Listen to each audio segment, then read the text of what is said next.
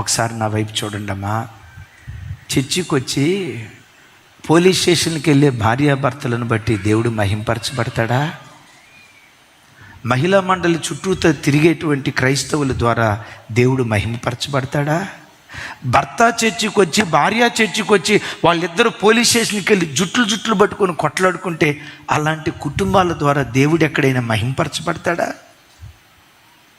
ఆ అత్త అంటే కోడలకు పడక, కోడలంటే అత్తకు పడక, ఎడముఖం పెడముఖంగా బ్రతుకుతూ ఈ అత్త కోడలిద్దరు విచిత్రం ఏంటో తెలుసా? ఈ అత్త ఈ కోడలు వీళ్ళిద్దరు ఎవరితో సహవాసం చేస్తారో తెలుసా? ఆ చుట్టుపక్కల కొంతమంది అన్యులు ఉంటారు. ఈ కోటలు వెళ్ళి ఆ అన్యురాలకి చెప్పి ఏడుస్తుంది. మా అత్త ఏం చేసిందంటే ఏడ్చింది. ఇప్పుడు ఈ ముసలత్త ఏం చేస్తుందో తెలుసా? ఈ ఇంటి పక్కల ఒక అన్యుల దగ్గరికి వెళ్ళి, గయ్యాలి అమ్మ నేను కాబట్టి ఓర్చుకుంటున్నాను, నీకు తెలుసు కదా నేను ఎట్టాడిదానో, అన్యురాల దగ్గర ఏడ్చింది.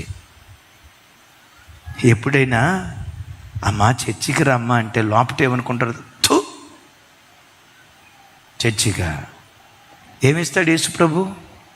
సమాధానం ఇస్తాడమ్మా. ఆ సమాధానం ఏదో మీరు తీసుకోండిలేమ్మా. మీ అత్త కోడలు సమాధానంగా ఉండండి. ఓస్తారు ప్రజలు, ఓస్తారు. సిగ్గుతో చావాలి క్రైస్తవ జనమా.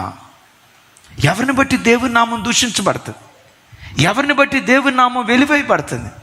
ఎందుకు ప్రజల మధ్యలో ఎంత ఘనుడైన దేవుడు తిరస్కారానికి గురవుతున్నాడు? నా ప్రవర్తన ద్వారానే, నీ ప్రవర్తన ద్వారానే, మన ప్రవర్తన ద్వారానే ఈ గొప్ప దేవుడు అన్ని ప్రజల మధ్యలో చులకనవుతున్నాడు. ప్రసంగికులు కాదు ఈ కాలంలో కావాల్సింది, ప్రవర్తన ద్వారా యేసయ్యను ప్రకటించే యవ్వన తరం సంఘంలో నుంచి లేవాలి.